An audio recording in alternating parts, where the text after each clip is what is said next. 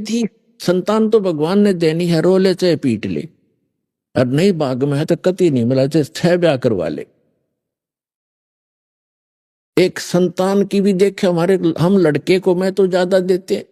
दास junior engineer था, सेवा करता था जब नौकरी इसमें हरियाणा गवर्नमेंट की जूनियर इंजीनियर की, तो उस समय एक कॉन्ट्रैक्टर था ठेकेदार, वो उस समय लगभग 55 वर्ष की आयु थी उस आदमी की, 55 से भी ऊपर होगा, और उसके 4 लड़कियां थी, लड़का कोई नहीं था, और चारों लड़कियों का विवाह कर रखा, जोते जोतियाला हो रहा, पुत्र नहीं। तो उसकी पत्नी को किसी ने कह दिया कि तू अपनी बहन का ब्याह करवा दे, इसका पुत्र हो जाएगा। उसने अपनी छोटी बहन से उसका विवाह करवा दिया। उसके कट्ठी 2 छोरी हुई, 2 लड़की हुई कट्ठी जुड़वा। वो खुद बताओ था, ने बोला जी भाग बिना ना मिला कदी, मैंने तो उसका जब ऑपरेशन करवा दिया, फैमिली प्लानिंग का पीछा छुटवा हो रहा ब्याह, तो भाग में है नहीं तो क्यों पंगे में पांच दे भाई, ये मतलब दुखी हो, यहाँ पर जो काम करने का उसको भूल गए। और यदि वो बहन जिसके संतान नहीं हो रही है तो वो अंत समय में इसी तमन्ना में मर जाती है तरफ के अंदर। और इस काल का इतना गंदा विधान है, अगले जन्म में उसको कुतिया बनाता है। अगले तो संतान ना हुई इसलिए तड़पती हुई मरी है, अभी कठिए 8 पैदा कर ले और पेटा भर ले अपना मां बनकर, अगले जन्म में सूरी बना देगा, अगले 12 इकट्ठे पैदा कर ले टिंडे। तो पुण्यात्माओं इस ज्ञान को आधार बना के जीवो, तब जिया जाएगा इस गंदे लोक में। तो कहने का भाव ये है कि परमात्मा ने उस विद्याधर और दीपिका को संतान नहीं दी, स्वयं आगे वो हमें लादना नहीं चाहते, हमारा वजन कम करना चाहते, और हम आदत बन गई है और हम लद कर ही ठीक चलते हैं। जैसे गधा खाली छोड़ दे कूदता चलेगा, और उस पर डायमंड का बोरा धर दे कति सेट होकर चलेगा सीधा। तो हमारी आदत बन गई, हमारे ऊपर ना इतने चारों तरफ से वजन होले, हम सेट नहीं हो सकते। लेकिन जब ज्ञान हमें हो जाएगा, फिर हमको लादो चाहे मत लादो, हम सीधा चलेंगे, हम हंस हो जाएंगे। और यदि आपको संतान है, आपका संस्कार है, आपका कोई कर्जा है लेना देना, जैसे एक समय ये सुखदेव ऋषि थे, परमात्मा अपने सूक्ष्म वेद में हमें ज्ञान देते हैं।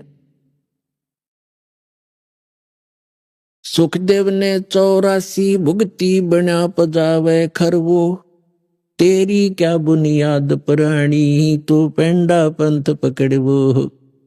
सुखदेव ने 84 भुगती बना पजावे खरवो, सुखदेव ऋषि हुए हैं और 84 लाख योनियों में कष्ट उठाता हुआ गधे की योनि भी उसने भोगा। और कुम्हार विशेषकर प्रयोग करते हैं गधों को, और पहले पुजावा लगाया करते, जिसको किलन बोलते थे, पुजावे में ईंटें पकाया करते थे। तो गधा वहां ईंटों को नीचे से कच्ची ईंटें ले जाता और पुजावे के ऊपर 30-30, 20-20 फुट ऊंचा हो जाता था, राख वहीं रख देते थे उपलों की, उसके ऊपर ही लगा लेते थे कुम्हार, उस राख को इधर उधर नहीं ले जाते थे। तो 30-40 फुट ऊपर ले जाता, वहां से पक्की तुरंत लाद देते, उसके बोरे पर नीचे छोड़कर जाता, कमर टूट जाती, और फिर आहार करने के लिए जंगल में जाता है वो गधा। तो परमात्मा कहते हैं सुखदेव ने 84 भुगती बना पजावे खर, खर माने गधा, बना पजावे खर वो, और तेरी क्या बुनियाद पुरानी, तू पेंडा पंथ पकड़े वो। तेरी क्या औकात है भले आदमी, तू वो साधना पकड़, वो पेंडा माने मार्ग, वो साधना कर जिससे तेरा यु जन्म और मरण 84 लाख योनियों का झंझट छूट जा। जब सुखदेव ऋषि का जन्म हुआ, ये 12 वर्ष मां के गर्भ में रहे, और मां के गर्भ में 3 महीने के बाद बच्चे को, वैसे तो 2 महीने के बाद बच्चा बॉडी में प्रवेश होता है, उस 3 महीना का होने के बाद उसको अपनी सारी जानकारी चेतना होती है। मैं कौन था, कहाँ था, क्या क्या दुख मैंने भोगे, अब मेरा उद्देश्य क्या है, कितने अच्छे संस्कारों से मुझे मनुष्य जीवन मिला है। तो उस समय वो यही सोचता है किसी प्रकार एक बार मैं इस गर्भ से बाहर जाऊं और जो ही समझने योग्य होऊंगा, भगवान की भक्ति करूंगा, परम संत की खोज करूंगा और सत भक्ति किया करूंगा, यहाँ का कोई संसार का सुख में संग्रह नहीं करूंगा, सुख संपत्ति। लेकिन बाहर आते ही ये तीनों गुण, रजगुण ब्रह्मा, सतगुण विष्णु, तमगुण शिव जी का जो प्रभाव है, ये इसको अचेत कर देता है। कोई चेतना पूर्व जन्म की नहीं रहती, एकाध को रह जाती है, वो थोड़ी बहुत अधूरी सधूरी सी होती है। तो क्या हुआ, सुखदेव ऋषि जब मां की गर्भ से बाहर आए, 12 वर्ष की आयु, 12 वर्ष की अंदर ही हो गए थे, लेकिन मां के गर्भ से बाहर निकलते ही वो 12 वर्ष की आयु एकदम ग्रहण कर गए। इतना शरीर बॉडी बन गया उसको, अंदर इतना नहीं था, बाहर आते ही एकदम उस सत्र का हो गया। तो व्यास जी उसके पिता थे। व्यास जी ने इंतजार किया था कि पुत्र होगा, क्योंकि वो ऋषि थे, उनको मालूम था कि गर्भ में पुत्र है, आशा लगा रखी थी। तो उठकर चल पड़ा सुखदेव ऋषि अपने माता पिता की ओर, देखा भी नहीं। तो वेद व्यास जी ने कहा कि बेटा सुखदेव, बेटा सुखदेव, अरे तेरे दर्शन तक कर लो, तेरी शकल तक देख लो, मैंने 12 वर्ष इंतजार किया तेरा। तो वो पीछे नहीं मुड़कर देखता है और चलते चलते कहता है कि ऋषि जी, ना जाने कितनी बार आप मेरे पिता बने हो और ना जाने कितनी बार मैं तेरा पिता बना हूं, ये तो बुरा झंझट है। अब क्या मैं अपना पीछा छुटवाऊंगा, मुश्किल से मानव शरीर प्राप्त हुआ है। तो सुखदेव ऋषि ने कहा कि एक लेवा एक देवा दूतम, और कोई किसी का पिता नहीं पूतम। ये तो ऋण संबंध जुड़ा एक ठाठा, अंत में सब 12 बाटा। एक लेवा एक देवा दूतम, आपका कोई लेन देन उलझा हुआ एक दूसरे के साथ। तो एक लेने वाला है, एक देने वाला है। जैसे आप देखते हो, पिता सारी उम्र कमाता है, खूब मेहनत करता है, पैसे इकट्ठे करता है, पुत्र ऐसा निकम्मा पैदा हो जाता है, वो उस पैसे को खर्च करता है, शराब पीता है, काम का हाथ नहीं लगाता। पिताजी काम की कार्य के लिए कहता है तो नाराज हो जाता है, लड़ने को दौड़ता है।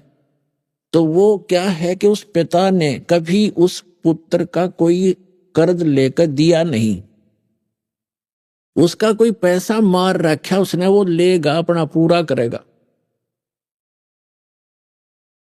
और कई ऐसे देखे हैं, जैसे लड़की का विवाह कर दिया, खूब शान शौकत, पैसे खूब दान कर दिए, करते ही हैं जैसे करते रहे हैं, और फिर 6 महीने के बाद पुत्री की मृत्यु होगी।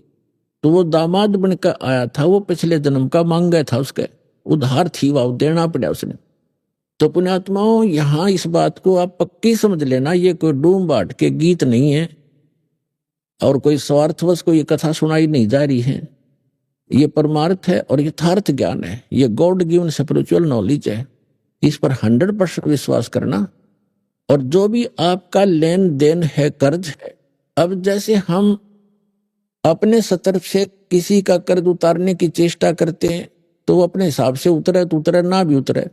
और जब हम समर्थ की शरण, कोई सेठ की शरण ले लें और उसको हम अपना दुखड़ा रोते हैं, तो वो उसको कहता भी ठीक है, यहाँ मजदूरी कर मेरा, और जिसका कर्जा तू दे दे, ले पैसे दे। जहां 200 का कर्जा था, उसे एक ने तार दिया और उसे एक का रह गया, और वहां तनख्वाह भी अधिक दे रहा है, तो जल्दी मेरे से भी क्लियर हो जाएगा।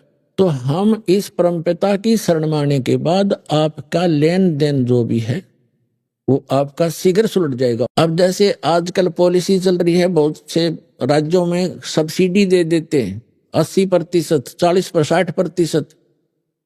जैसे लोन, आपका कर्जा है 1 लाख रुपया, 60,60,000 माफ कर दिए, 40 रह गया। और कुछ ऐसे भी अच्छे राजा होते हैं जो अपनी प्रजा का कर्जा ही माफ कर देते हैं कि आगे तुम ठीक चलियो और पिछला कर्जा माफ, तो हो गया ऋण मुक्त। तो इसी प्रकार ये समर्थ परमात्मा कबीर जी आपके पिछले जो लेन देन सबको माफ कर देगा। और आपके जो पुत्र पुत्री आए हैं, पिता बनकर आए हैं, पत्नी बनकर आए हैं, बेटा बेटी बनकर आए हैं, उनके संस्कारों के जो कर्जे हैं वो मालिक माफ करके कैंसिल कर देगा, और उनको भी धनी करेगा भक्ति का, उनका भी पूरा अकाउंट कर देगा और आपको बहुत आसानी से छुड़वा देगा। तो यहां परमात्मा कहते हैं, एक लेवा एक देवा दूतम, और कोई किसी का पिता नहीं पूतम। ये ऋण संबंध जुड़ा एक ठाठा, अंश में सब 12 बांटा। तो कहने का भाव ये है कि जो प्रसंग चल रहा था उसको क्लियर करने के लिए आगे तभी हम चल सकेंगे और आपको इस मार्ग पर तभी रोक सकेंगे जब आपके सारे संशय दूर होंगे। तो इससे लगभग आपका सारा कंसेप्ट क्लियर हो गया होगा कि संतान है कोई बुरा नहीं, वो तो आपका संस्कार उलझा हुआ है, आप ना चाहोगे तो भी होगी होता है, और जिनका संस्कार नहीं है वो चाहेंगे तो भी नहीं होगी। तो हमारा चाहा ना तो होता है और ना ही हमारा किया होता है। यह भी भूल हमारे अभी तक लगी हुई थी कि मैंने मेहनत की तो कोठी बना दी। मेहनत तो मजदूर आपसे घनी करता है। जो एक सेठ वो तो सारा दिन एक बैठा रहे दुकान पर, मजदूर सारा दिन मेहनत करता है और उसको 100 रुपये मुश्किल से मिलते हैं, 200 रुपये, और वो मनमाना 5,000 का 10,000 का रोजाना अकाउंट करता है।